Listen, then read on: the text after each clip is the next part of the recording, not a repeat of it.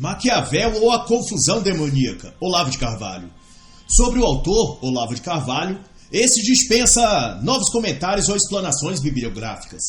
Para resumir, basta dizer que ele é, no corrente tempo, uma das mentes vivas mais brilhantes e sábias de todo o mundo. É de minha opinião que o cérebro do professor Olavo deveria ser um patrimônio cultural e intelectual da humanidade.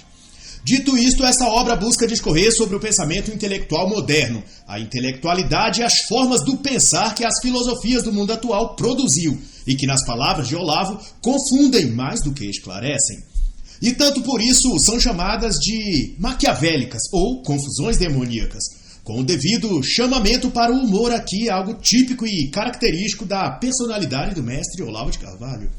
Logo no início do livro, Olavo faz um paralelo entre as filosofias e os filósofos do passado, da antiguidade, como Platão e Aristóteles, e as filosofias, todas acadêmicas, produzidas nos tempos modernos.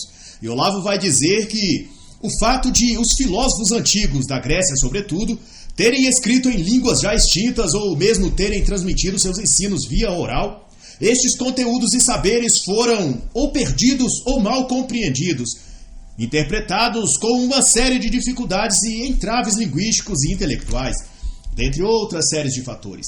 Mas, quanto aos filósofos e conteúdos filosóficos modernos, vai ressaltar Olavo, a única razão para não serem entendidos é que não são inteligíveis, ou seja, ou são intelectualmente medíocres ou feitos justamente para confundir e manipular, visto que seus autores falam todos a língua corrente em nosso planeta e muitos deles ainda vivos se encontravam muito depois de seus escritos terem repercutido no mundo, de modo que puderam redarguir as objeções, corrigir os erros ou responder seus críticos caso quisessem. São palavras do próprio Olavo quanto a isso. Para além de qualquer possibilidade de dúvida, vai dizer ele, a dificuldade de chegar a um consenso na interpretação de muitas filosofias modernas não é extrínseca, mas intrínseca. Não somos nós os leitores que não as compreendemos, mas elas que explicam mal ou se contradizem. E então o professor Olavo explicita a razão de ser desta obra, o porquê ela foi escrita. Em primeiro lugar, vai dizer ele, porque a modernidade arroga esclarecida e portadora do mérito de haver dissipado as trevas da ignorância das gerações passadas e, portanto, teriam a incumbência de nos dar uma imagem mais clara do mundo. Em segundo lugar, porque a pós-modernidade, que vem na esteira da modernidade, elevou às esferas acadêmicas o tal discurso do saber esclarecido e daí pretende-se capaz de mais revelações ainda mais esclarecidas sobre o mundo e sobre a realidade. E em terceiro lugar, porque nunca antes os filósofos tiveram tamanho poder de influenciar o curso das coisas na sociedade, quase como governantes ou profetas. Nunca antes os sentimentos, destino e fantasias pessoais do homem e mulher comum estiveram tanto sob a influência das doutrinas dos filósofos modernos e pós-modernos, como estão agora. E no capítulo 2, Olavo vai discorrer sobre o famigerado escritor e pensador político e filósofo Maquiavel. E no dizer de Olavo de Carvalho, Nicolau Maquiavel entregou ao público uma doutrina tão desencontrada e confusa que mesmo um de seus melhores intérpretes, Benedetto Croce, admitiu, desencantado, que Maquiavel é um enigma que jamais será resolvido. E visto que há pelo menos 5 séculos Maquiavel desponta como ícone do pensamento político e filosófico, o professor Olavo se propõe a analisar como e por que as ideias de Maquiavel puderam ser tão seguidas e praticadas, sendo o próprio autor delas um pensador incompreendido naquilo que ele escreveu.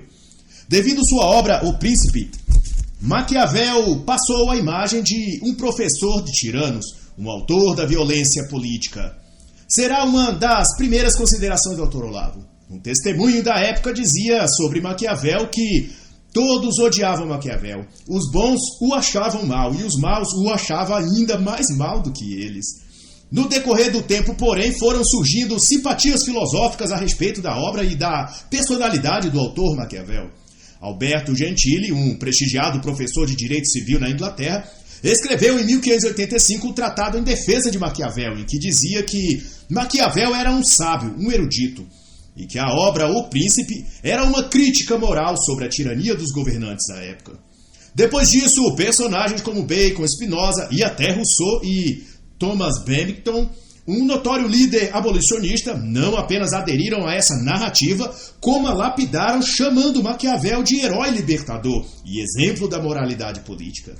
E no transcorrer do tempo, a cada nova safra de ideólogos, Maquiavel foi sendo revestido de cada vez mais brilho intelectual e passou-se a ser chamado por alguns de técnico, um autor que prenunciou as relações sociais e políticas, tratando um assunto complexo com imparcialidade e de modo amoral, tal como deve ser uma receita política.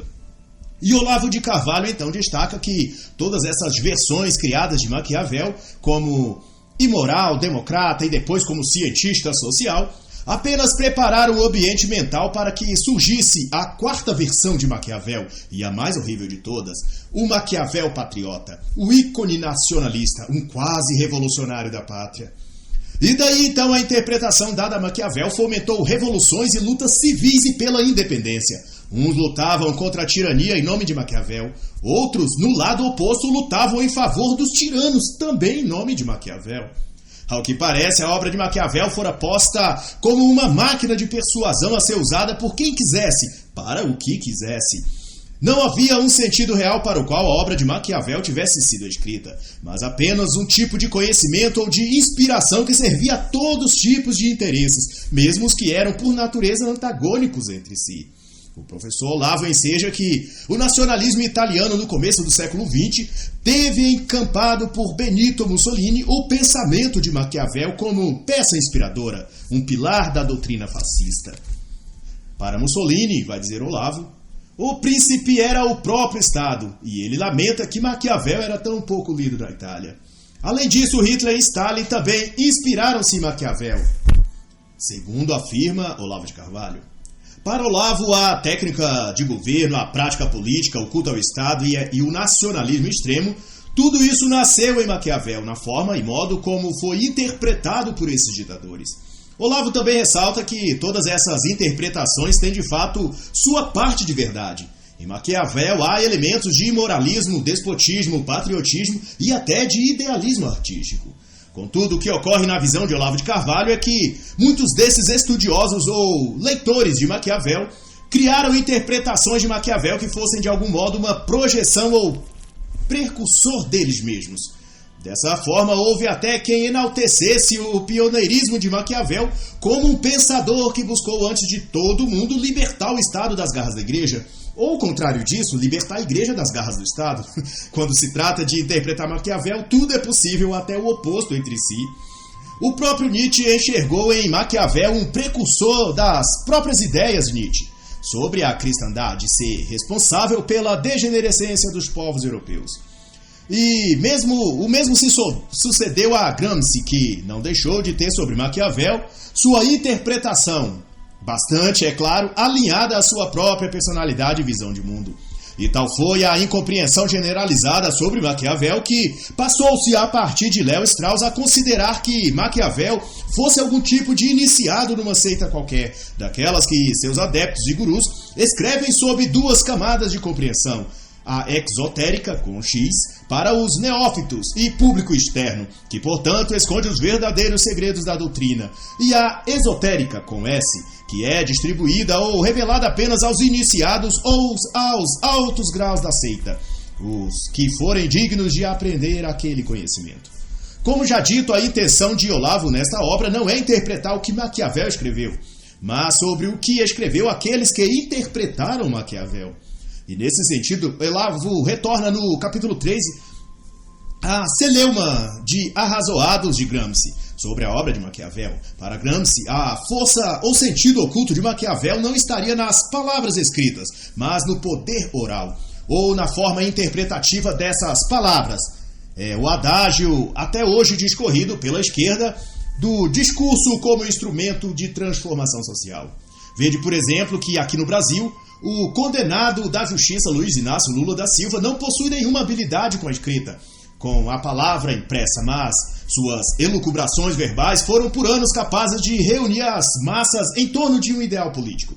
É o que, no dizer de Gramsci, é o anzol do discurso, e aqui está relacionado ao dito poder secreto de Maquiavel, é claro, considerando que O Príncipe, sua obra, tivesse sido um trabalho sofístico para a posteridade. Nas palavras de Olavo sobre isso, no contexto prático, a pessoa do príncipe sobre quem Maquiavel escreveu lança nas águas do futuro o anzol do discurso para trazer a nova era que jaz no fundo do mar das possibilidades. E mais à frente, então, o professor Olavo se dispõe a tratar sobre o paradoxo que surge a todo aquele que busca compreender Maquiavel.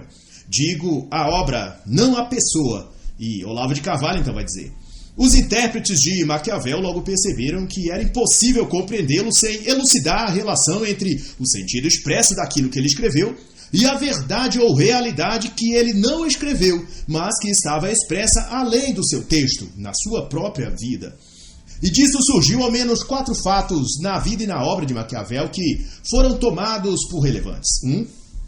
Maquiavel julgou ensinar aos mais humildes e simples a escalar até o poder, a galgar degraus e subir na vida. Porém, tudo o que, na prática, Maquiavel conseguiu foi um cargo inferior que acabou perdendo depois de manter-se estacionado nele por 14 anos. Número 2, Maquiavel, sim, desprezou teóricos que escreviam coisas intelectuais e nunca eram capazes de ações políticas. Todavia, o próprio Maquiavel foi um desses teóricos sem efetividade prática em coisa alguma que escreveu. 3. Sua vida foi uma coleção de erros de previsão e interpretações erradas da realidade. Ele apostou que César Borgia pretendia destronar o Papa e reinar em seu lugar. Isso nunca veio a termo.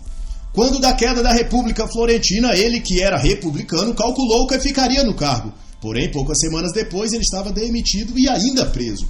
Número 4, apesar de se dizer realista, sua vida e seu escrito demonstrou-se a mais pura evidência de que ele viveu e morreu no mundo da fantasia. E surge então uma indagação trazida por Olavo sobre Maquiavel, mas para a qual ninguém pode ter resposta. Se Maquiavel era um homem notável e vocacionado, como poderia ter se entregado ao vício de jogos e picuinhas de toda sorte? Porque o intelectual que julgaram ser Maquiavel, ao ser afastado de seu cargo público, entregou-se a uma vida rude e vil, em vez de enaltecer-se, consagrando-se ainda mais aos estudos, como teria feito qualquer um dos grandes filósofos no seu lugar. E ao falar da nobreza pervertida, Olavo vai dizer que, no fundo, é disso que trata a obra de Maquiavel, o Príncipe. O livro, vai contar Olavo, trata da soberania da sua natureza, dos modos de conquistá-la e de perdê-la.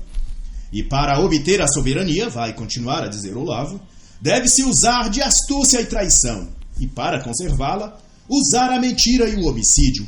E para perdê-la, basta tornar-se correto ou passar a sentir compaixão. E toda essa concatenação até parece a descrição de algum partido político da esquerda, como o PT ou o PSOL. E a bem da verdade, a astúcia, a mentira e a traição sugeridas por Maquiavel como condutas para o príncipe, bem serviria para também descrever os atuais políticos que ocupam, no ano de 2020, cargos como governadores, deputados e senadores da República, que, para elegerem-se, posaram ao lado do então candidato à presidência com mais chances de ganhar, que era, na época, Jair Bolsonaro. E conquistaram com isso a simpatia do eleitorado de Bolsonaro, para assim que eleito, rasgarem a máscara que usaram e passar a perseguir e fomentar até o impeachment do próprio Bolsonaro, fazendo jus ao clichê, mas sempre verossímil, de lobos em pele de cordeiro. Não por menos, Olavo vai evocar para referir-se a Maquiavel as palavras de Léo Strauss. Reconhecer o caráter demoníaco do pensamento de Maquiavel, reconhecer que ele pertence a uma nobreza pervertida de nível muito alto. Para Olavo de Carvalho, o que Léo Strauss nos mostra sobre Maquiavel é que a fonte da visão de política que Maquiavel tem advém do arranjo entre a observação fria e calculista dos detalhes histórico-políticos e uma idealização da pura e simples malícia demoníaca. Mas conforme explicitaram outros autores que falaram e escreveram sobre o príncipe de Maquiavel, tal qual Lord Bird ou Anthony Parrell, Maquiavel buscou antever ou prescrever um tipo de governo ou de sociedade politicamente administrada em que a religião é destituída de propósito moral. No máximo, ela tem uma função cívica apenas, voltada apenas ao controle social e apaziguamento das massas. A política propriamente dita seria exclusivamente um método ou conjunto de meios organizacionais que ordenaria e poria à disposição das pessoas todas as condições e coisas que elas precisassem para viver. Na concepção do autor, essa pluralidade de interpretações discordantes da obra de Maquiavel reflete a confusão demoníaca a qual se refere o título deste livro. Mas, em detrimento disso, o professor Olavo traz à baila outra grande, no sentido de famosa, interpretação de Maquiavel, e que, como outras, também repercutiu no meio letrado e filosófico, fazendo germinar dela outras obras e outras interpretações. É o caso de Dante Germino, que trabalhou com a ideia de O Príncipe de Maquiavel conter camadas interpretativas quais vieram a ser bem desenvolvidas no século XX pela escola fenomenológica por Roman Iangarden, filósofo polonês. E para efeito mais didático que de conhecimento, o professor Olavo elenca algumas dessas camadas que no livro está exposto em maior detalhes, mas aqui eu exponho apenas um pequeno desfecho. Número 1, a camada do Maquiavel imoralista, que de certa forma evidencia o lado sombrio humano, a natureza vil, exploradora ou pérfida, simboliza os astutos, os homicidas, os golpistas e os mentirosos. Número 2, o Maquiavel observador. É a camada que descreve a realidade sem dourá-la, sem esconder nem seu pior nem seu melhor lado. Simboliza, portanto, a natureza humana nas suas duas faces, boa e má. É o ser humano portador de virtude e de vícios. Número 3, o Maquiavel patriota. Aqui estende-se a versão heróica do ser humano, aquela porção de presteza e abnegação que coloca o ideal acima de seus próprios interesses pessoais. Contudo, o conjunto de táticas e estratégias que decorre disto pode tanto ser usadas para o bem quanto para o mal. Simboliza, portanto, o alto sacrifício. Número 4, Maquiavel mítico. Esta camada alia o patriotismo, as tradições e costumes dos povos a uma espécie de utopia religiosa, onde sonhos e esperanças camponesas são atreladas de romantismo cavalheiresco da Idade Média, e juntos formam um tipo de imagem ideal sobre o que ser e como ser. Em outras palavras, esta camada define o modelo de rei, de soldado e de homem. Simboliza a maturidade, a espiritualidade e o equilíbrio interior. E assim, Olavo descreve e comenta ainda 4 outras camadas em que busca dilucidar ao leitor as facetas multi-interpretativas de Maquiavel. E no capítulo 10, o autor tratará sobre a certa caricatura que Maquiavel faz não apenas em O Príncipe, mas também o discurso sobre a primeira década de Tito Livio, o primeiro de 1513 e o segundo de 1517, sobre o cristianismo. Ou melhor, sobre a visão paródica que Maquiavel faz do cristianismo. No geral, Olavo destaca que a fórmula de Maquiavel, a exemplo de outros antes e depois dele, prescreve a libertação dos governantes ou do governo em particular, das responsabilidades ou das tradições morais da religião. É o velho conflito entre o Estado e a Igreja. E na elucidação de Maquiavel nessas duas obras, o Principado ou o Príncipe, ou ainda o Estado, numa versão mais moderna, enseja uma espécie de república universal, ou como depois de George Wells em 1940, veio a ser conhecida como civilização mundial, ou no modo popular de dizer, a nova ordem mundial. Em O Príncipe, a Igreja e o cristianismo são atacados pelo imoralismo recomendado às ações do príncipe, ou governante. Já na obra Discurso sobre Tito Livio, a receita indicada por Maquiavel é demolir a Igreja pela falsificação caluniosa da história da Igreja e a fundação de uma versão invertida do cristianismo. Olavo disserta sobre essa questão em pelo menos nos 10 parágrafos seguintes. No entanto, eu bem recomendo aqui, para entendimento desse tema da distorção e inversão do cristianismo histórico, as excelentes obras Crítica Histórica da Bíblia, de Etta Linneman, e A Politização da Bíblia, de Scott Hahn e Benjamin Wilker. E como parte ou capítulo final da confusão histórica de Maquiavel, o autor Olavo de Carvalho vai chamar aqui de O Paradoxo, essa parte do livro em que ele vai dizer que Maquiavel, tal qual sua obra, é um problema insolúvel. Vede que, apesar de detratar a fé, o cristianismo e a Igreja, nos últimos instantes da sua vida, Maquiavel confessou seus pecados, recebeu os sacramentos e morreu no seio da Igreja que ele tanto vilipendiou. Que Maquiavel representou e ainda o é um paradoxo disso, não há dúvida. Em carta de 10 de dezembro de 1513, dada por ele a Francesco Vettori, ele diz que, para pensar como os reis e príncipes, ele se desligava da vida real e, vestido ele próprio de rei e príncipe, se transportava imaginativamente a outro mundo. E, para encerrar esta análise, recito as palavras do biógrafo de Maquiavel, Roberto Ridolph, mas aqui a uso como uma epígrafe talhada sobre o túmulo de Maquiavel, que exponho como uma anedota a ele e aos que lhe deram crédito durante toda a vida. A vida de Maquiavel foi nada mais que uma grande piada, e ele próprio foi nada mais que um grande piadista. E assim encerro a análise do livro Maquiavel ou a Confusão Demoníaca, de Olavo de Carvalho.